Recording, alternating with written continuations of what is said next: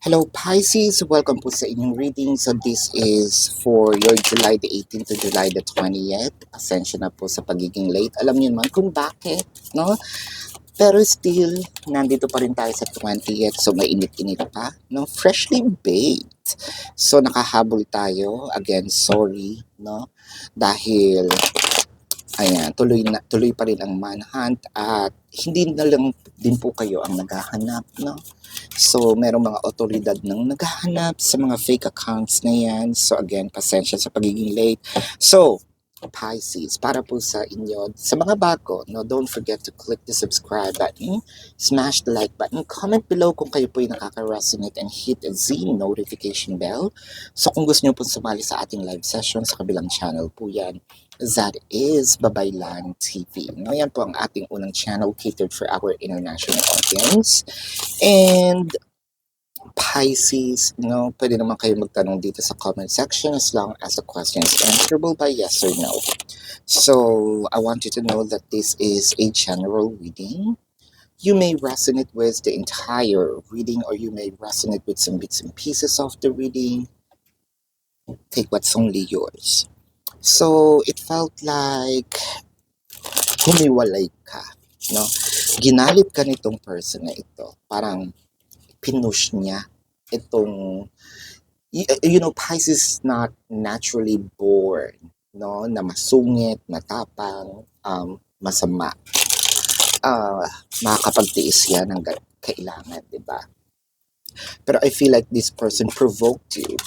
So, yung result mo dito is probably you separated from this person, iniwan mo siya. It could be nagpaalam, pero for a few numbers of you, bigla kang nawala. Kasi you call it quits, no? Na pundi ka na, nasagad ka na, no? Hindi dito yung dumating sa part na sabihin natin kumbaga merong either closure, what have you, hindi. Kasi parang you have requested, for this person to actually show, no? Give, what else? Reciprocate, no? Pero wala talaga. It makes me feel na either lumayo ka, tumahimik ka, no? I felt like mahilig kayong mangwindang no? Actually, tayo, no? Mangwindang ng person. Na parang love na love, no, mo siya, then all of a sudden, hindi niya alam. Nasa process ka na pala ng moving on, no? I feel like, kasi hindi ka naman bibitaw. Knowing you, Pisces, hindi ka bibitaw hanggat meron kang emotion, no?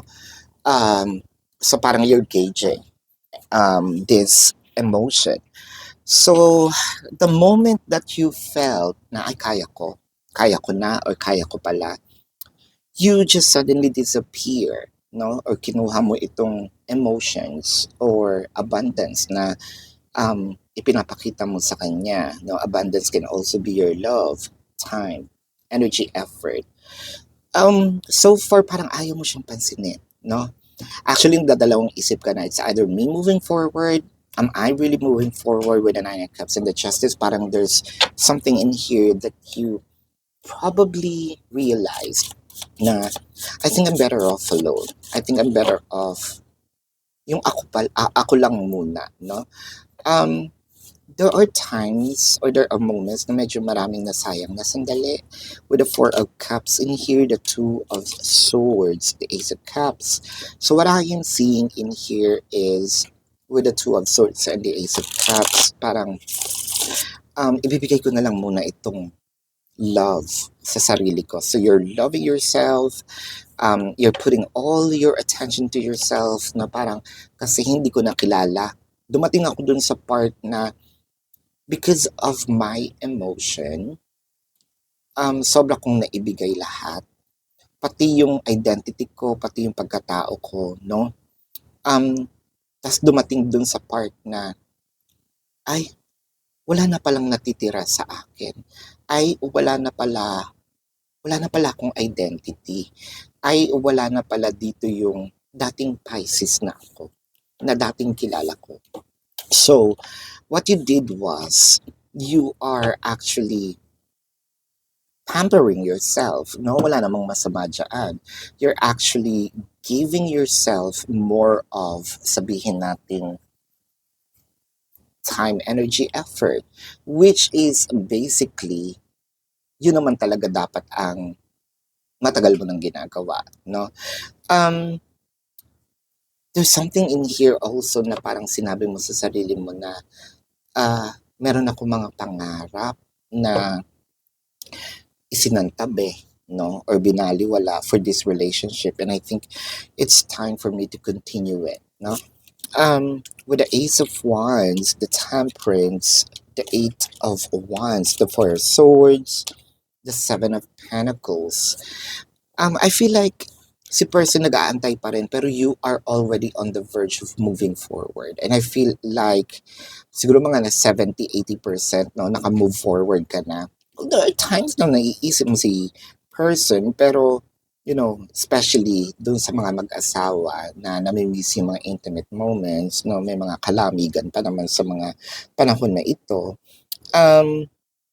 That's okay to talk about this, no, kasi apart from we're adult, it's actually human nature, no, for you to feel, the urge of making love, diba?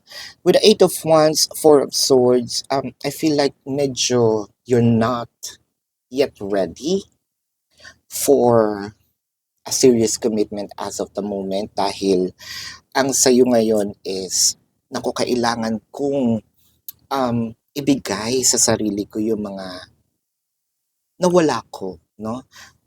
Ibigay sa sarili ko itong mga, sabihin natin, napabayaan ko, 'di ba? Which is also napabayaan mo rin yung sarili mo because of the connection. So it felt like to me, you are actually staying at home, no, more of probably pampering yourself, watching Netflix, what have you, with a Page of Cups and the Ace of Pentacles. So with the Page of Cups in here, ang dami mo ngayon tinitignan. Actually, I feel like meron ka ngayong pagtutuunan ng pansin, no? Meron ka ngayong, sabihin natin, it's not actually a bagong prospect, but a prospect for yourself, yes, siguro para sa'yo. Pero a person, I think you are more of pahinga, no? So, nandito ka sa break ng, kumbaga sa school, no? Ito ang iyong sem break when it comes to relationship. And I think it's much better, no, for you to probably focus on yourself dahil ang daming pwedeng mag-open ng opportunities. Si person, nandiyan lang naman siya, no, sa tabi-tabi. Inaantay ka actually. Pero, I don't know, this is just my 2 cents in here. Truth be told, sabi nga nila, no, ng oracle card, ikaw muna, B, no? Sarili mo muna. Nandun ka kasi sa na-prioritize mo ang madaming tao. Pero kasi, kailan mo ba ipa-prioritize yung sarili mo? That's just my question dahil I feel like medyo napabayaan natin nga, di ba? So, tingnan natin dito ang emotion mo or it could be your person's emotion. No? It could be your person's emotion too. Your mind forever and ever, and why do we have to be apart? Whatever it is, so it felt like hindi pa rin nagsisink in kay person, no?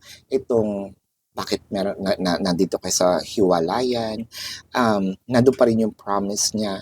I think, no, if you truly, if the person really wanted you, the person can really wait. Bawi muna tayo sa sarili, no? That's actually good. That's actually good. You're not selfish. You have been selfless, no? Sa ibang tao. It's time to serve yourself and be there for yourself. Pisces, tingnan natin dito ang zodiac sign ng person mo na this could be their sun sign or a placement in their chart. So I'm seeing Taurus. I am also seeing here Sagittarius, Leo, Virgo, no? Pwedeng kapwa Pisces ito. Cancer, Capricorn, Aries, Scorpio, Libra. Yan. So this is your reading, Pisces. So again, para po sa mga bago, don't forget to click the subscribe button and smash the like button. Comment below kung kayo nakaka-resonate and hit the notification bell. Kung gusto niyo po ng dalawang reading sa akin sa kabilang channel po, Babaylan TV, nagla-live din po tayo doon. Kung hindi niyo maabutan, sa comment section as long as the question is answerable by yes or no. And tuloy pa rin ang manhunt, no? Dalawa na yung pwede niyong i-report. So send that also to the email that na nandun po, no? I posted dun sa description box. So, kung hindi naman po kayo masasatisfy sa yes or no na sagot, sa comments, ay sa description box din po, no? Nandun yung aking link. Doon lang po ako magta-transact. Mag-ingat po sa mga nagme-message sa inyo, no? Hindi po ako yung unang nagme-message. Sa description box po, no? Nandun po yung link. All you have to do is to either copy the link, no, nandun po yung information, the drop-down question, how much per question, the number, and nandun din po yung pinaka QR code, the name na pwede nyo i-compare. Pag hindi yun nag-match, hindi po ako yun, you might be talking to someone, no? But then again, kung gusto nyo rin pong i-avail ang ating private reading, nandun din po yan sa description box. This is your reading, love and light to you. Namaste. See you po sa susunod na reading. Goodbye.